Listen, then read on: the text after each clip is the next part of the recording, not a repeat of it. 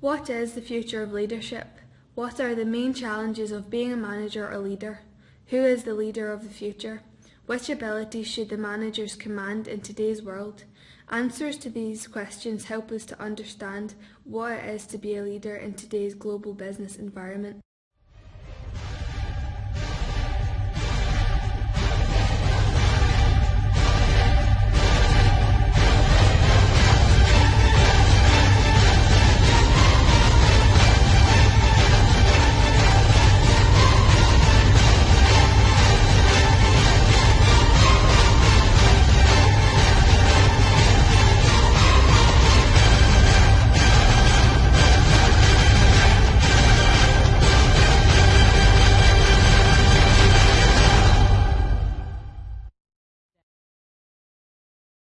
The first era we are going to look at is scientific management, also called Taylorism.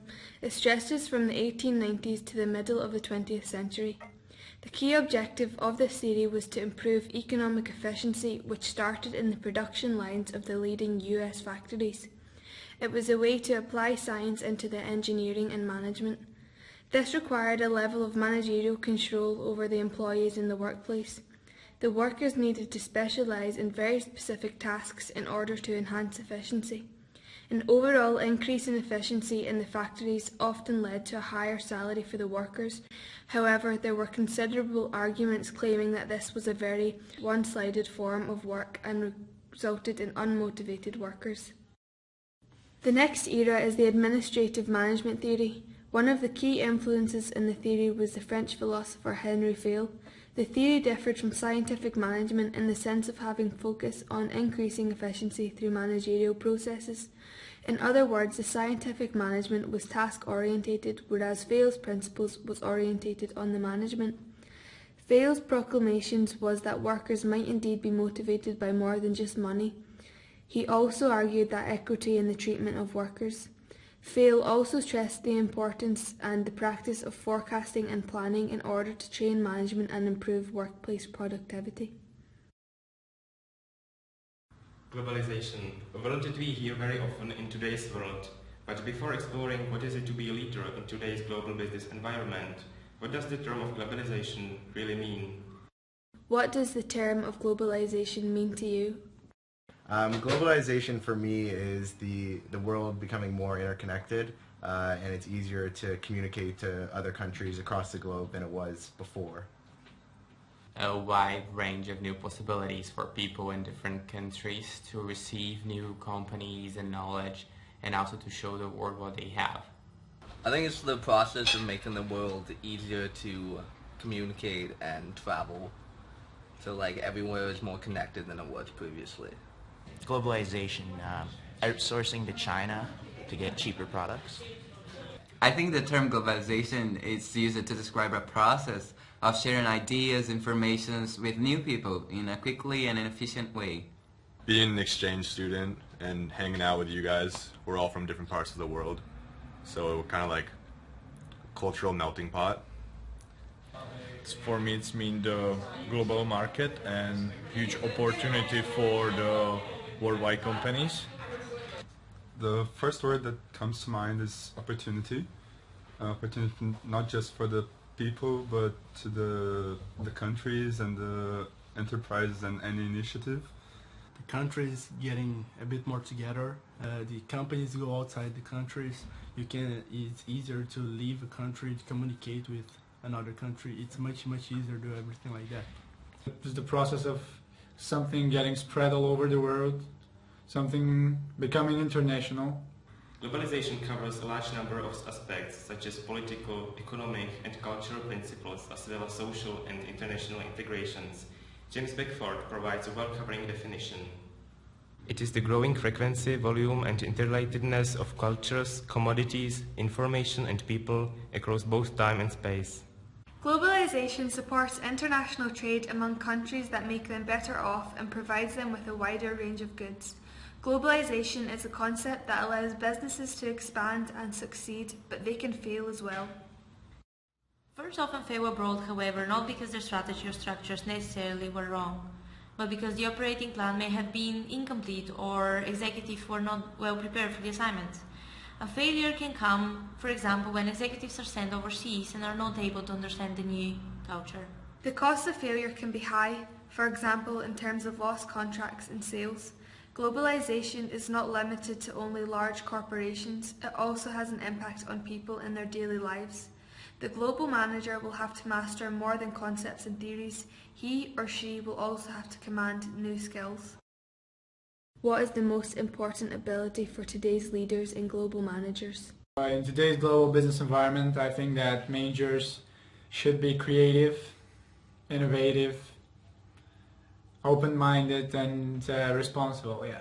The ability to connect informations together, because he needs to work in different countries with different people, so he needs to know different language, he needs to understand different people, he needs to put everything together so he will get the best of everything. He has to be able to make people do things they wouldn't have imagined that they were able to.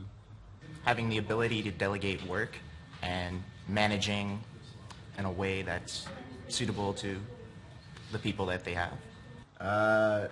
For me, I guess I would think the most important trait of a leader is to, I guess, earn the respect of your subordinates so they can always come to you with questions and answers and knowing that you'll be there to help them.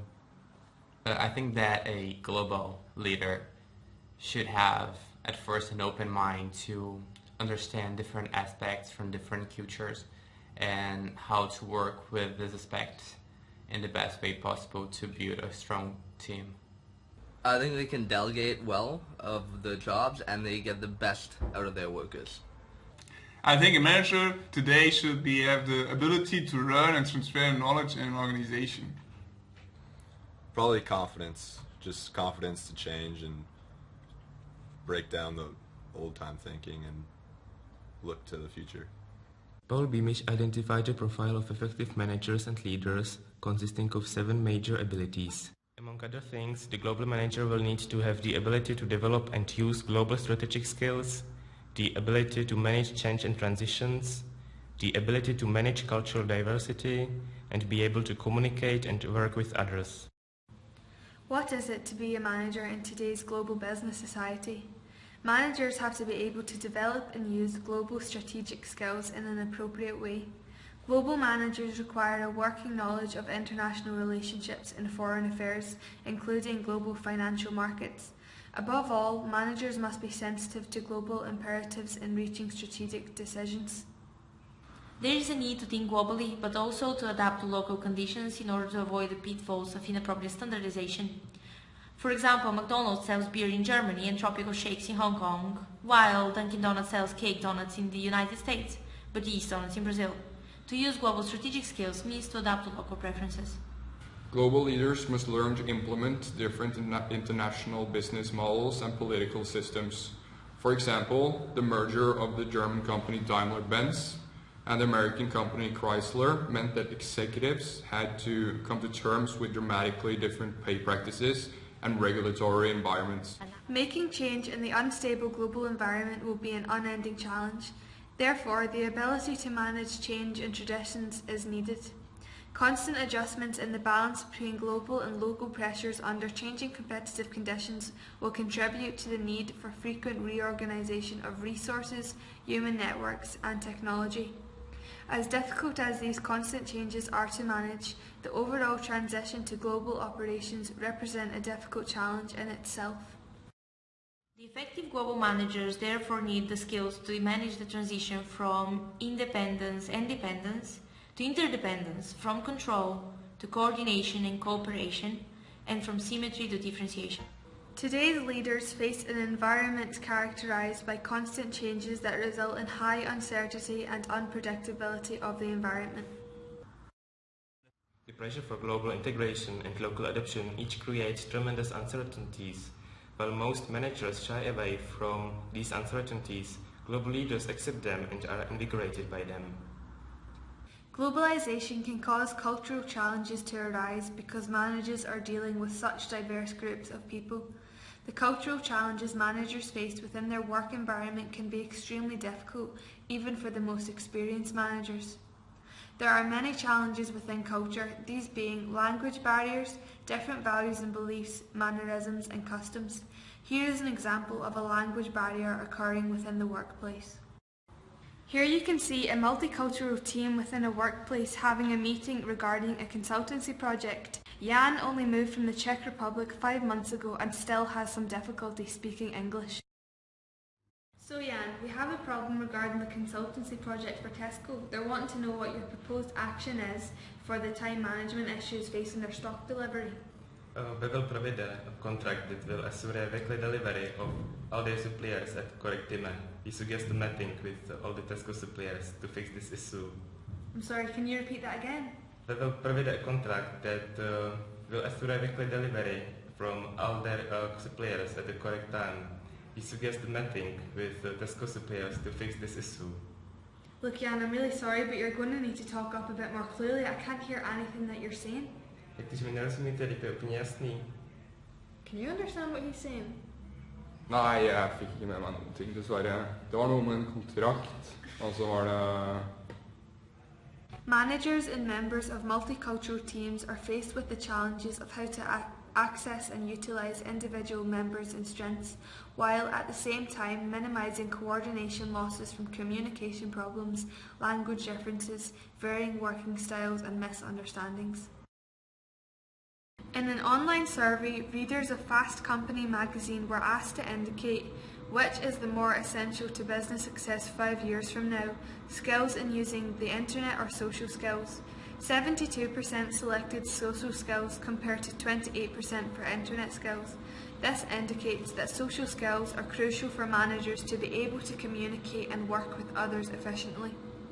To do so effectively, we require multilingual skills and high levels of cross-cultural awareness and sensitivity. Sensitive communications will also build trust and strong corporate culture emphasizing shared global value systems. Leadership is a relationship between those who aspire to lead and those who choose to follow. And at the heart of a relationship is trust. Without trust, you cannot lead. In a recent PricewaterhouseCoopers study on corporate innovation in companies listed on the Financial Times 1000, the researchers reported that the trust was the #1 differentiator between the top 20% of companies and the bottom 20%. Leaders need to be humble, admitting that they do not always have the answers themselves is very important. Saying "I don't know" is often the beginning of a powerful discussion. The ability to work effectively with other people and in teams will be therefore critical to the success implementation of a global strategy. As we have seen, many have changed since the globalization captured the world. A wide range of aspects of leadership and various skills, abilities, as well as challenges for managers in today's globalized business environment have been introduced. We have provided important clues about how do leaders in the 21st century can maintain or even increase their shelf life.